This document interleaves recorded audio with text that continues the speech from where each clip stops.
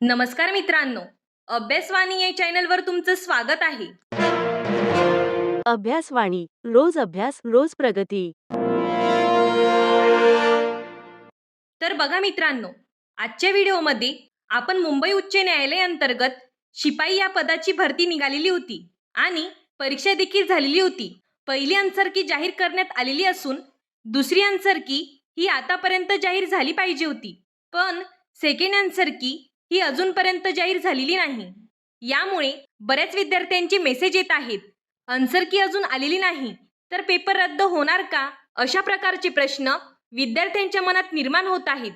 तर बघा मित्रांनो, सर्वात अगोदर लिपिकची फर्स्ट आन्सर की आली आणि लगेच दुसऱ्याच दिवशी शिपाईची देखील आन्सर की जाहीर करण्यात आलेली होती.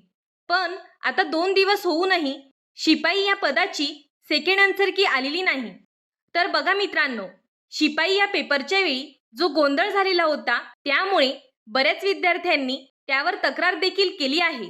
याचा निकाल लवकरच लागेल, पण आता हे प्रकरण फायनल झाल्यानंतर किती दिवसांनी आन्सर की आपल्या वेबसाईटवर येईल किंवा अजून आपल्याला किती वेळ वाट पाहावी लागेल, तर बघा मित्रांनो, जसं हे प्रकरण सॉल्व्ह होईल त्याच पद्धतीने याची संपूर्ण माहिती बॉम्बे हायकोर्टच्या वेबसाईटवर प्रकाशित केली जाईल.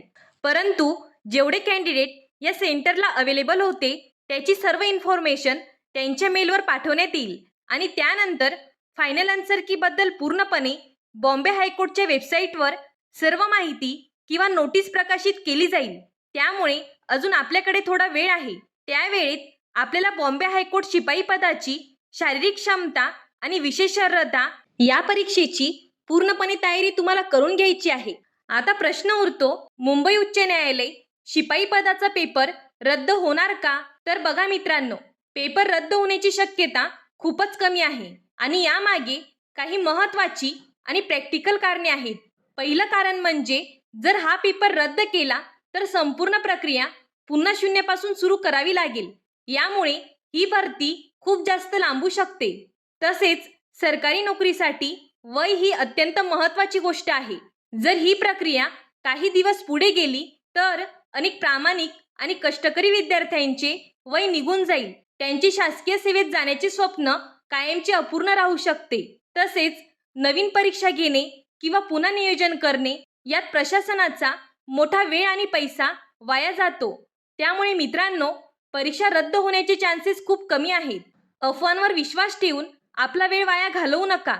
सकारात्मक राहा. बाकीच्या गोष्टींमध्ये वेळ घालवण्यापेक्षा आपल्याला शारीरिक क्षमता आणि विशेष अर्हतामध्ये 10 पैकी 10 गुण कसे मिळवता येतील याचा प्लॅनिंग करून पुढील तयारी करायची आहे. अजून या व्यतिरिक्त तुमचे काही डाऊट्स असतील तर ते तुम्ही कमेंट बॉक्समध्ये विचारू शकता. धन्यवाद. अभ्यासवाणी रोज अभ्यास रोज प्रगती.